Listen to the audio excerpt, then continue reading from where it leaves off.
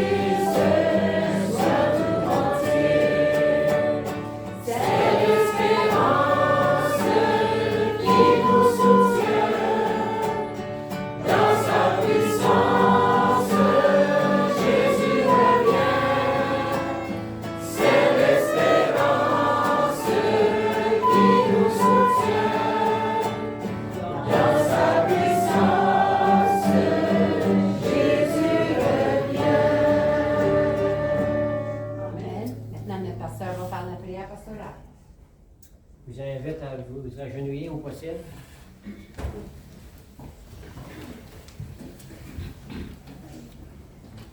Seigneur notre Dieu, Dieu Tout-Puissant, Dieu plein de bonté. Parce que tu nous aimes, tu es plein de grâce et tu descends ici aujourd'hui pour être avec nous. Seigneur, nous voulons prier pour ton Église, Que tu la remplisses de ton Saint-Esprit, Seigneur. Que nous touche nos cœurs aujourd'hui. Que ta parole entre dans nos cœurs pour nous montrer ce que tu demandes de nous. Parce que nous voulons te servir, Seigneur. Nous voulons t'adorer aussi. Et c'est pour cette raison que nous sommes ici aujourd'hui. Et maintenant, nous voulons prier pour les besoins de ton Église, Seigneur. Il y a des enfants qui font des études, qui se préparent pour un baptême. Nous avons la famille Rodrigue qui ont perdu quelqu'un de proche, qui sont dans le deuil. Nous prions pour eux aussi, que tes anges les accompagnent, soient avec eux pour les conforter. Et soient avec nous aussi, tous ceux qui ont des souffrances ici, tous ceux qui ont des problèmes, tous ceux qui cherchent du travail, ceux qui ont des problèmes de finances, ceux qui ont des peines. Et je prie, Seigneur, que tu sois avec nous aujourd'hui, que tu bénis le message aujourd'hui par le serviteur qui est seulement un âne qui parle. C'est toi qui es de la parole, c'est ta parole vivante. Que ta parole agisse dans nos cœurs aujourd'hui. Nous demandons au précieux nom de Jésus. Amen. Amen. La lecture pour aujourd'hui. La lecture pour aujourd'hui, c'est pour le budget de l'Église locale. Et la lecture lit, l'auteur Melvin Santos s'explique. Cela n'avait pas de sens. Quand j'étais jeune, je ne comprenais pas pourquoi il y avait un appel à l'offrande à chaque culte. Je ne comprenais vraiment pas pourquoi une église qui vénérait le Dieu qui possède l'univers et les galaxies laissait son peuple mendier des offrandes. Je me suis dit que Dieu n'avait peut-être pas les moyens de s'occuper de ses enfants, ou qu'il voulait que ses enfants soient pauvres. Mais pourquoi ne subvient-il pas à leurs besoins de manière miraculeuse? Il pourrait le faire. C'est en lisant un passage des Psaumes que j'ai commencé à comprendre pourquoi. Si j'avais faim, je ne te le dirais pas, car le monde est à moi et tout ce qui le renferme. Offre pour sacrifice à Dieu des actions de grâce et accomplis tes vœux envers le Très-Haut et invoque-moi au jour de la détresse. Je te délivrerai et tu me glorifieras. C'est là que j'ai appris que Dieu veut que ses enfants lui fassent confiance pour leurs besoins. À travers cette expérience, Dieu veut une relation avec ses enfants pour une donation. Ce don, cependant, construit l'expérience relationnelle où nous apprenons à le glorifier dans toutes les choses de notre vie. Lorsque nous donnons, Dieu nous bénit afin que nous puissions bénir les autres et faire grandir son royaume. Glorifions le Seigneur pour nos offrandes. Notre offrande d'aujourd'hui est destinée au budget de l'Église locale. Alors, je demande au diacre de présenter les dîmes et les offrandes.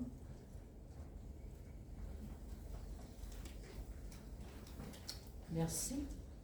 Alors, si vous voulez vous incliner la tête. Père très saint, vous de remercier encore une fois pour cette belle journée de sabbat. Merci pour mes frères et mes sœurs qui sont présents aujourd'hui. Je remercie pour ces offrandes. Comme la lecture le lit, Seigneur, c'est toi qui pourvois tout. Alors c'est toi qui nous permets de retourner notre amour envers nos prochains et envers toi-même. En ton nom, on prie.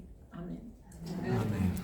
Alors la lecture d'aujourd'hui, c'est dans Exode 33, 18, 19, qui dit, Moïse dit, fais-moi voir ta gloire. L'Éternel répondit, je ferai passer devant ta face toute ma bonté et je proclamerai devant toi le nom de l'Éternel. Je fais grâce à qui je fais grâce et j'ai compassion de qui j'ai compassion. Amen. Que la parole de Dieu soit louée. Amen. Oui, Ceux qui connaissent le chant, chantez avec nous.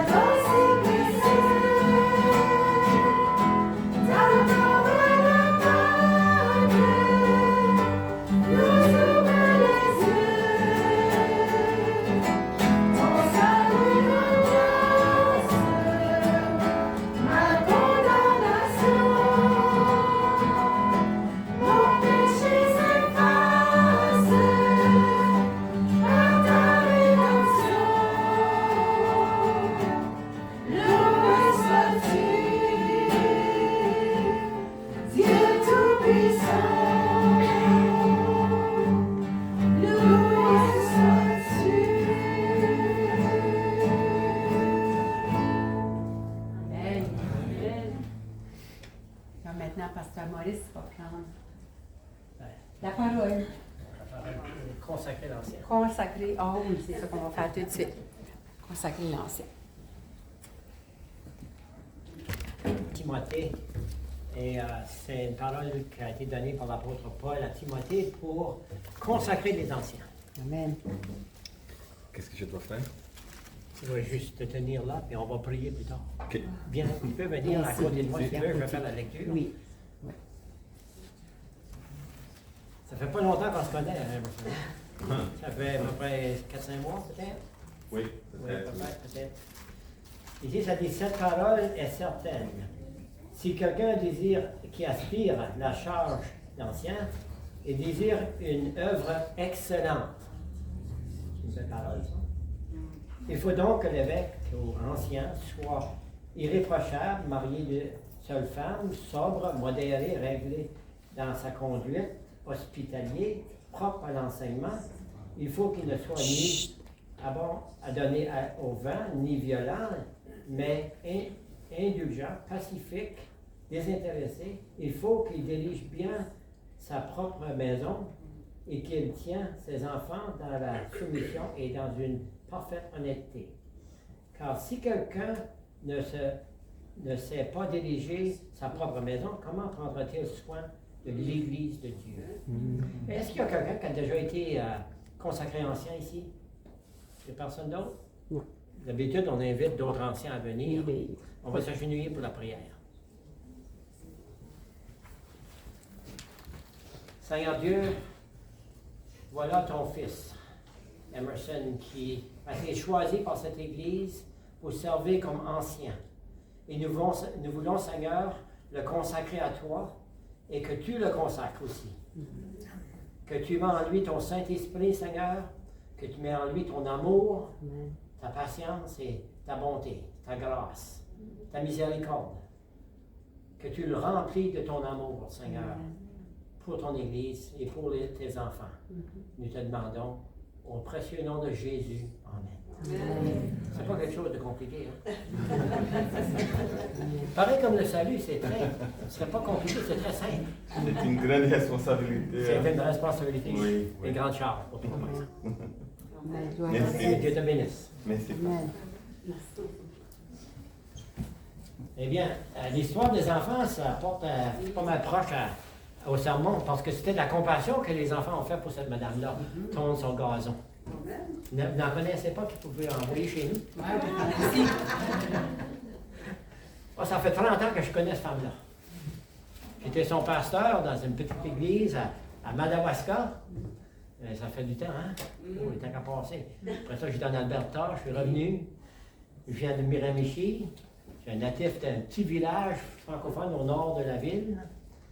Et c'est là que j'ai commencé comme pasteur, pas comme pasteur, mais comme adventiste. Ça fait proche de 40 ans que je suis adventiste. Et j'étais pasteur au Québec, Nouveau-Brunswick et Alberta. Et maintenant, je veux partager la parole. La compassion. C'est un mot qui est divisé, qui tu peux diviser en deux mots. Compassion. Qu'est-ce que les mots? Compas et passion. Qu'est-ce que veut dire un compas? Ça nous donne quoi? Ça nous donne des directions, ça nous donne toutes les directions, les 4 directions. Ça veut dire que compassion veut dire qu'on entoure les personnes de tous les côtés, avec une passion. Ça fait du sens? Voilà ce que Dieu demande de nous. Qu'est-ce que le mot compassion veut dire? Ça fait, j'ai cherché le dictionnaire, j'ai cherché la Bible pour trouver d'autres mots qui peuvent comprendre le mot compassion. Dans le dictionnaire, ça donne une définition de sympathie, de pitié, d'intérêt dans les souffrances et les problèmes des autres, les souffrances des autres. Alors, ce mot compassion nous dit qu'il y a bien de choses qu'on peut faire avec ce mot-là. Dans la Bible, le mot hébreu, c'est vacuum. Vous connaissez ça? L'hébreu? Je pense que vous connaissez tout l'hébreu. Dans le grec, un autre mot. Je pense que vous le connaissez, celui-ci, par exemple. C'est splank, shni, somai. Vous avez entendu ce mot-là déjà? Eh bien, Je vais le simplifier pour vous, c'est compassion. Et ça se traduit comme ça. C'est avoir de la miséricorde, c'est avoir de la sympathie, c'est pour démontrer de l'amour, c'est de démontrer la miséricorde, de manifester de la miséricorde envers les autres. Voilà ce que c'est. Nous trouvons ça. Où avons-nous trouvé ce mot-là? Ça fait partie du caractère de Dieu. Amen. Le message que je présente aujourd'hui est divisé en 4 parties dans un sens. La première partie, on va aller voir ce que Jésus a fait avec la compassion. Ensuite, on va voir des personnages bibliques qui avaient de la compassion. Puis ensuite, on va voir qu'est-ce que Dieu dit à propos de nous pour avoir de la compassion. Puis qu'est-ce qui est le résultat d'avoir de la compassion lorsque Jésus revient. Amen. Alors, on va commencer avec Jésus. Et nous allons aller à l'évangile de Matthieu, chapitre 20. Non, pas chapitre 20, chapitre 9, pour commencer, pardon.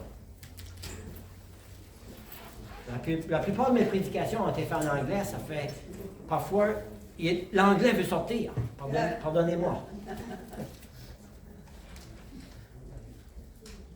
Chapitre 9 de Matthieu, l'évangile de Matthieu, et les versets sont 35 à 38. 35 à 38.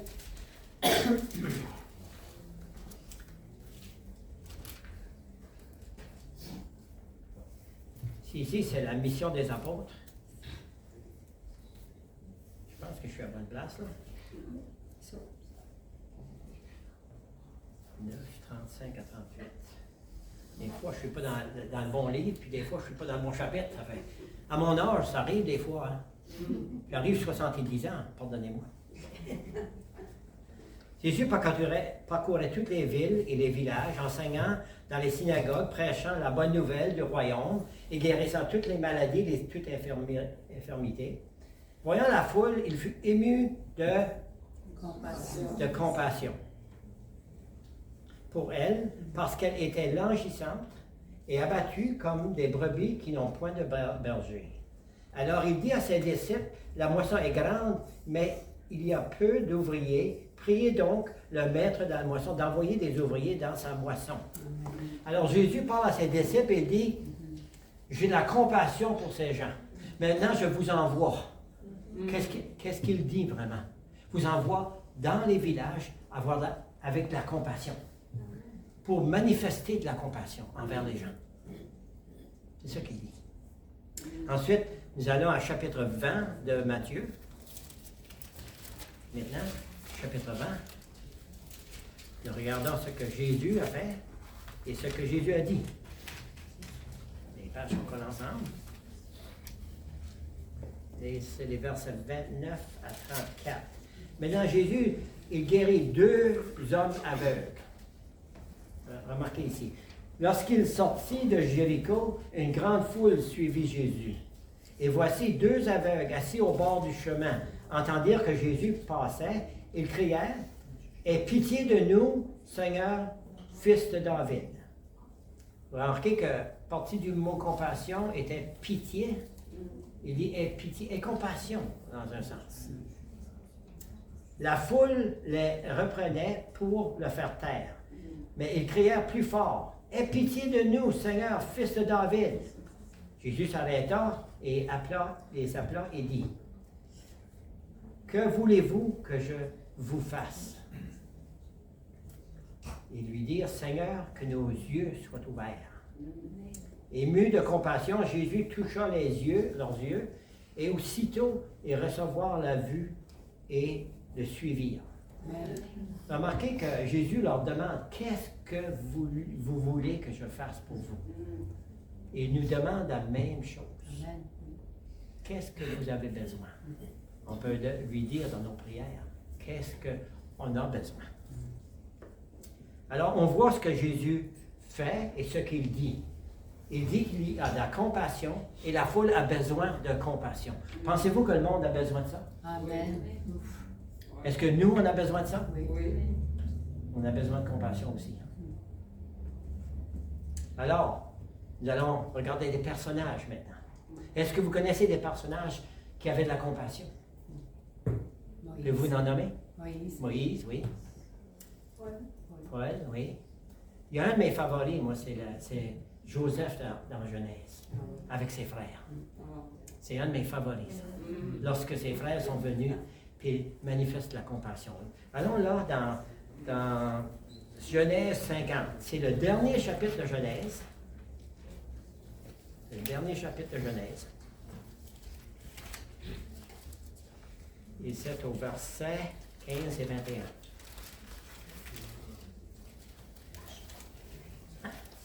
Cette histoire-là, moi, j'aime vraiment cette histoire-là dans la Bible. Ça parle de l'amour de Dieu dans ce passage. Verset 15 à 21. C'est Genèse 50. Quand les frères de Joseph virent que leur père était mort, ils dirent, si Joseph nous prenait en haine, nous rendait tout le mal que nous lui avons fait. Hey, ils lui ont fait du mal, hein? Et ils firent dire à Joseph, ton père a donné cet ordre avant de mourir. Vous parlerez ainsi à Joseph. Oh, pardonne le crime de tes frères et leur péché, car ils t'ont fait du mal. Pardonne maintenant le péché des serviteurs de Dieu de ton père. Joseph pleura et en entendant les paroles. Mes frères ses frères vinrent eux-mêmes se prosterner devant lui et dirent, nous sommes tes serviteurs. Joseph leur dit, soyez sans crainte, car suis-je à la place de Dieu? Vous aviez médité à faire du mal, Dieu l'a changé pour du bien, pour accomplir ce qui arrive aujourd'hui, pour sauver la vie d'un peuple nombreux. Soyez donc sans crainte, je vous entendrai, entretiendrez, vous et vos enfants, et il les consola en parlant à leur cœur. Amen. Si quelqu'un a fait du mal à quelqu'un d'autre, des fois ça porte pour du bien. Des fois, quand quelqu'un nous fait du mal, ça nous change en dedans. Ça nous fait voir qu'on a besoin d'avoir de la compassion pour ceux qui ne comprennent pas l'amour de Dieu. Et les frères de Joseph ne comprenaient pas l'amour de Dieu. Mais Joseph leur a montré la compassion pour manifester l'amour de Dieu. Alors, prenez pas tout le mal qui vous vient comme quelque chose d'étrange. Parce que Dieu peut nous changer et nous manifester quelque chose de différent en nous. C'est pour notre bien des fois. Actes des Apôtres, chapitre 9. Une autre personne de la Bible, un autre personnage. Actes des Apôtres.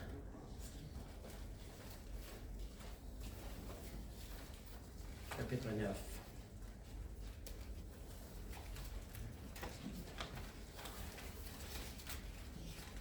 Verset 36. C'est une personne qui est morte ici, c'est Dorcas qui est morte. Et ça commence au verset 36. Il y avait à Joppé, parmi les disciples, une femme nommée Tabitha, ce qui signifie Dorcas. Elle faisait beaucoup de bonnes œuvres et d'aumônes. Est-ce que ça, elle avait de la compassion? Oui. Amen. Une personne qui avait de la compassion, alors. Elle tomba malade et en ce temps-là, elle mourut. Après l'avoir lavée, ils l'ont déposée dans une chambre haute. Comme l'idée était prête de choper, les disciples ayant appris que Pierre s'y trouvait, envoyèrent des hommes vers lui pour lui prier de venir chez eux sans tarder. Envoyer des disciples, aller voir une madame morte. Quelque chose, hein? Prière se leva et partit avec ses hommes. Lorsqu'il fut arrivé, il le conduit dans la chambre haute. Toutes les veuves l'entouraient en pleurant. Et ils montrèrent les tuniques et les vêtements que faisait Dorcas pendant qu'elle était avec elle. Pierre fit sortir tout le monde. Il se mit à genoux et pria, puis se tourna vers le corps et il dit, Tabitha, lève-toi.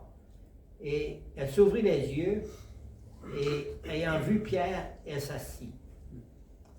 Et ça continue encore. Elle lui donna la main et il la fit lever. Il appela ensuite les saints et les veuves et il leur présenta vivantes.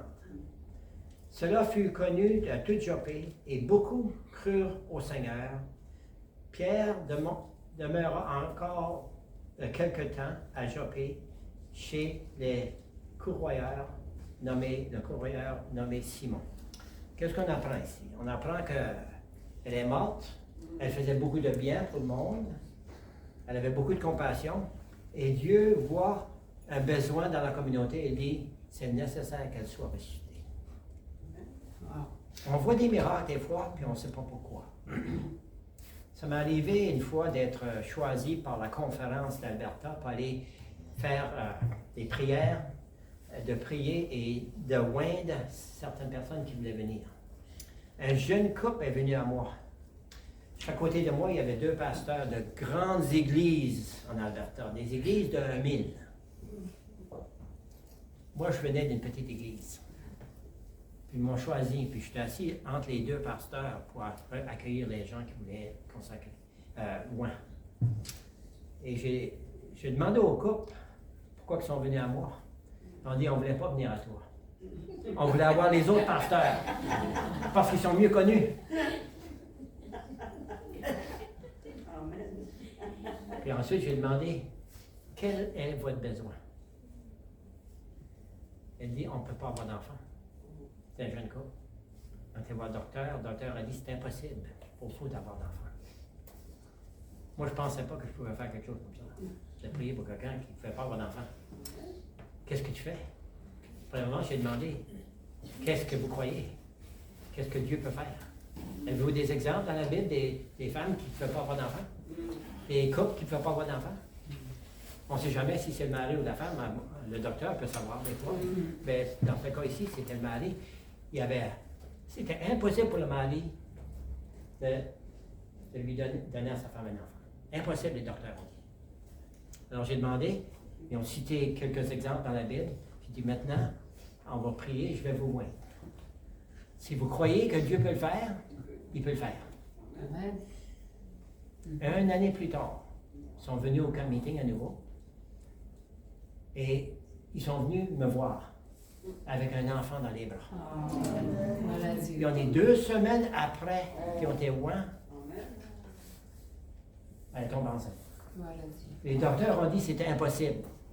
Mais avec Dieu, il n'y a rien d'impossible. Amen.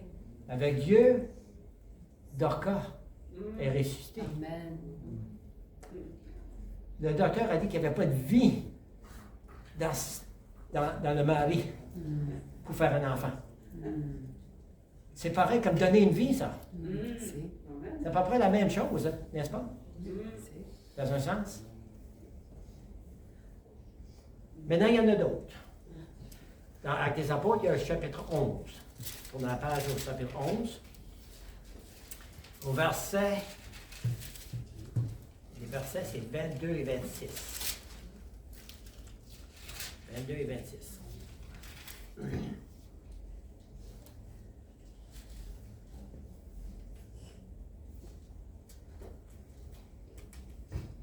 C'est l'église, c'est à Antioche où plusieurs commençaient à être baptisés et plusieurs sont donnés au Seigneur.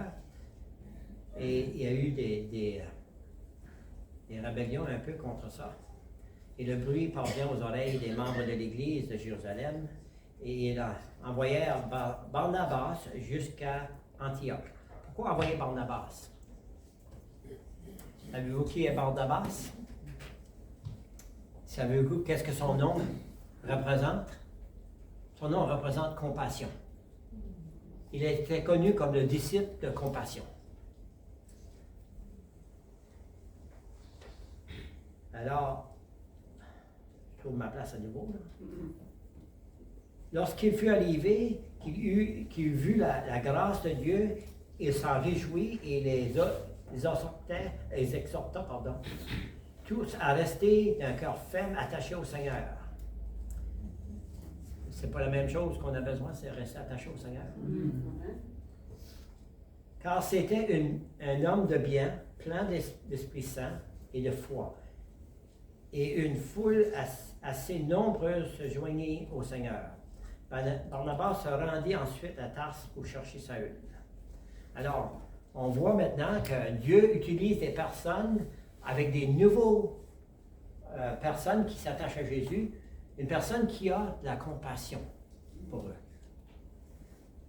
Alors, la compassion semble être une chose importante. Maintenant, on va aller dans 2 Corinthiens pour voir nous, qu'est-ce que Dieu demande de nous. 2 Corinthiens, c'est au chapitre 1.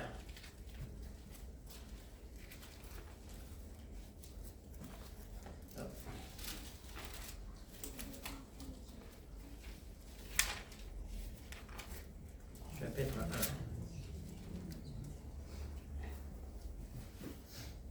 Je commence au verset 3. Béni soit Dieu, le Père de notre Seigneur Jésus, le Père de miséricorde et le Dieu de consolation. Ce sont des mots qui sont liés à compassion. Qui nous console dans toutes nos afflictions, afin que par la consolation dont nous sommes l'objet de la part de Dieu, nous puissions consoler ceux qui se trouvent dans quelques afflictions. Ça semble simple, hein? Mais quelle est l'importance? Il y a des grandes importances dans ces choses-là. Nous allons voir pourquoi à la fin. Maintenant, nous regardons au verset 6. Si nous sommes affligés, c'est pour votre consolation et pour votre salut. Nous, affligés, pour le salut de quelqu'un d'autre, c'est parce qu'on doit apprendre des afflictions que nous recevons afin qu'on peut consoler ceux qui sont affligés. Amen. On va utiliser les choses qui viennent à nous pour aider les autres. J'ai commencé à prier que Dieu nous bénisse financièrement afin qu'on peut avoir un peu plus d'argent pour aider ceux qui ont des besoins. Amen.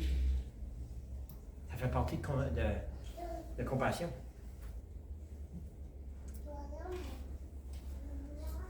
Verset 7 maintenant.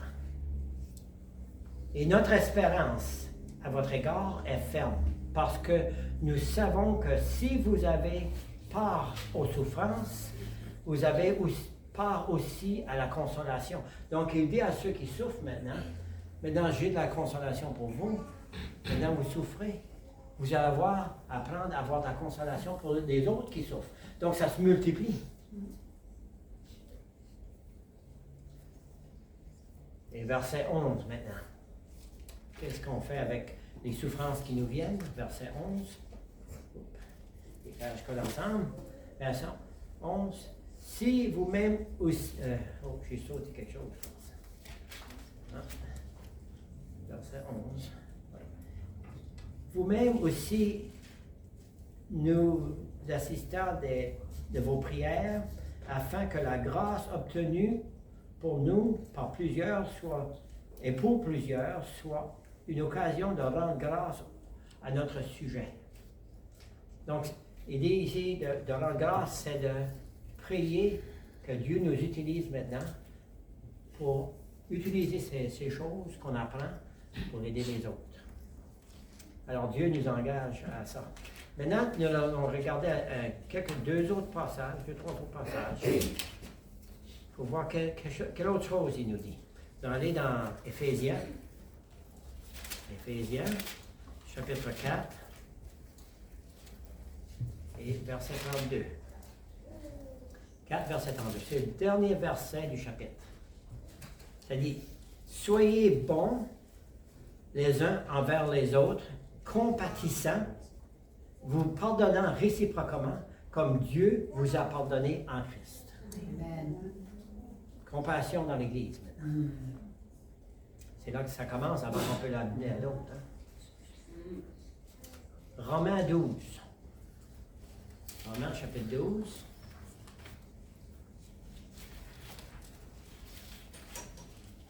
Je vous fais chercher la Bible. Chapitre 12.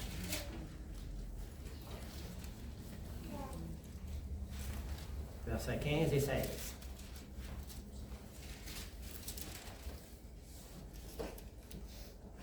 Et remarquez, ceux qui vous font du mal, ici ça paraît. Bénissez ceux qui vous persécutent, bénissez et ne maudissez pas. Réjouissez-vous avec ceux qui se réjouissent, pleurez avec ceux qui pleurent. Donc ici, prenez ce que le mal que les autres font, utilisez ça maintenant pour apprendre quelque chose, et maintenant, allez pleurer avec ceux qui pleurent. Allez de la compassion. 1er Pierre. 1er Pierre maintenant. Première épître de Pierre.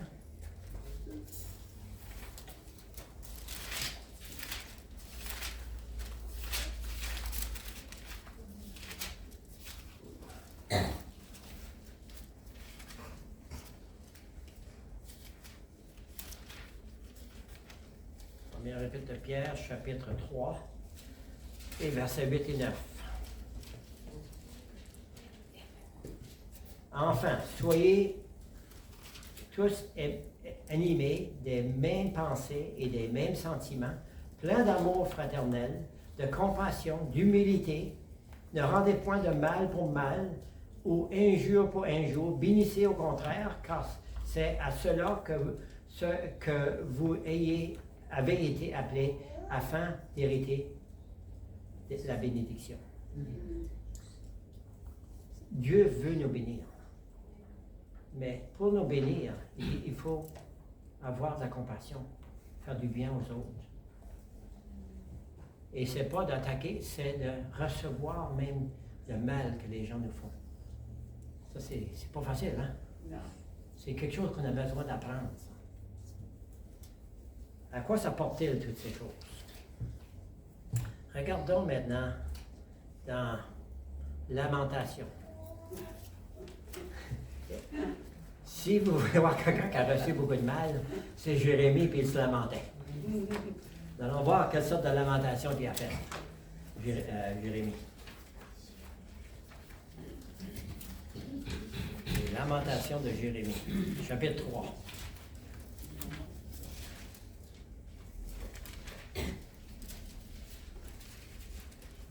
C'est versets 22 et 23.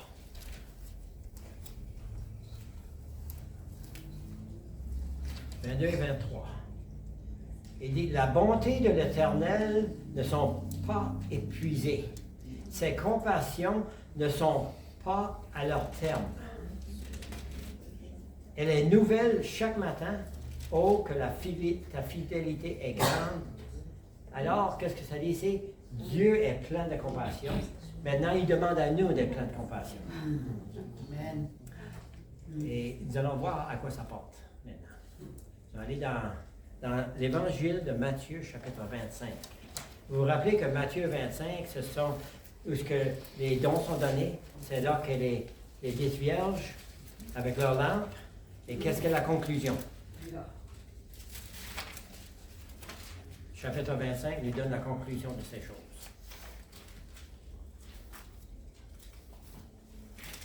Je sais, vous l'avez trouvé, mais donnez-moi du temps.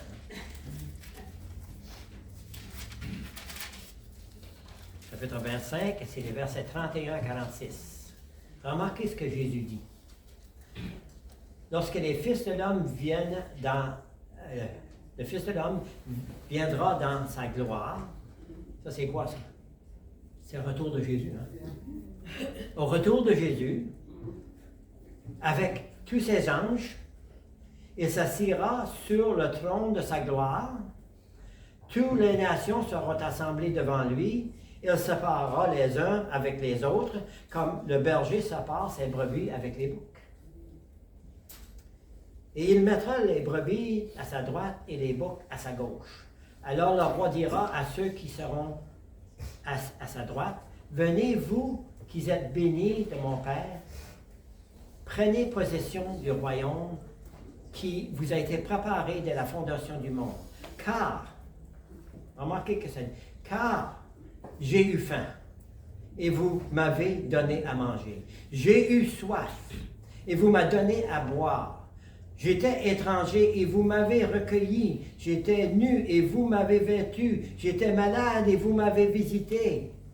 En prison et vous êtes venus me voir. Les justes répondirent, Seigneur, quand t'avons-nous vu avoir faim? T'avons-nous donné à manger ou avoir soif et t'avons donné à boire? Quand t'avons-nous vu étranger et t'avons-nous recueilli et nu t'avons-nous vêtu? Quand t'avons-nous vu malade en prison et sommes-nous allés vers toi? Et le roi leur répondit, je vous dis en vérité, toutes les fois que vous avez fait ces choses à l'un des plus petits de mes enfants, c'est à moi que vous l'avez fait. Qu'est-ce qu'il dit à ceux qui ont eu de la compassion pour le monde? Entrez dans le royaume. Qu'est-ce que ça veut dire, ça? C'est l'accomplissement de les lois de Dieu, Amen. des commandements de Dieu. C'est ça que c'est.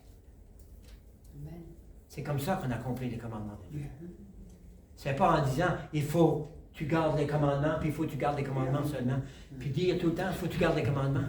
Ça ne dit rien, ça. Il faut le voir. Il faut le voir agir dans la compassion, par la compassion dans le monde qui nous entoure. Ça, c'est l'accomplissement de la loi de Dieu. C'est l'amour de Dieu qui se manifeste. C'est là que Jésus reviendra. J'aimerais que le chant de clôture serait à propos du retour de Jésus, mais je ne sais pas ce que vous avez choisi. Mais ça, c'est ma clôture. C'est là. Qu'est-ce qu'il dit à ceux qui disent, « Oh, nous avons prophétisé. » On a les prophéties, c'est bon. Mais ce n'est pas ce que les gens ont besoin. Ils ont besoin de voir Jésus en nous.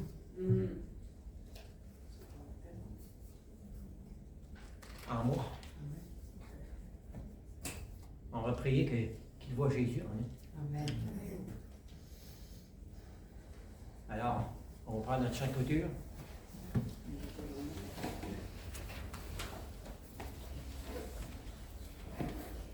250, ça doit être un livre de chant. Que la grâce de Dieu soit sur toi. Ça, c'est passé, ça, pour un clôture. C'est eux qui choisissent. Ça va bien avec le sang.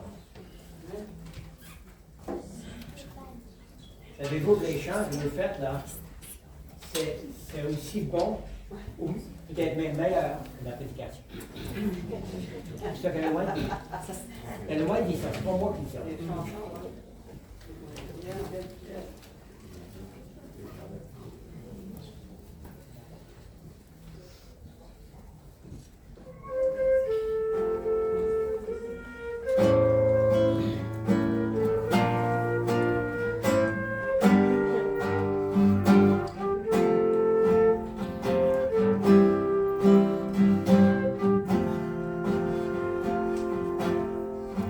Que la grâce de Dieu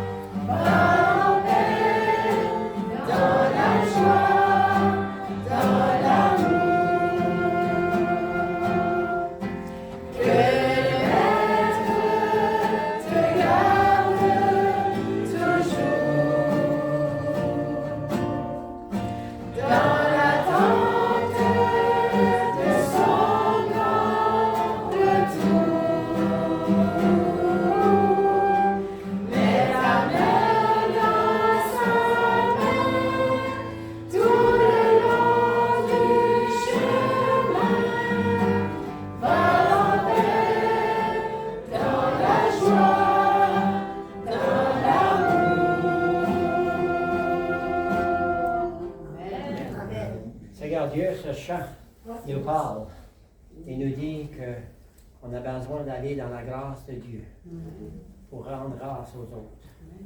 Garde-nous dans notre retour à la maison. Protège-nous durant cette semaine.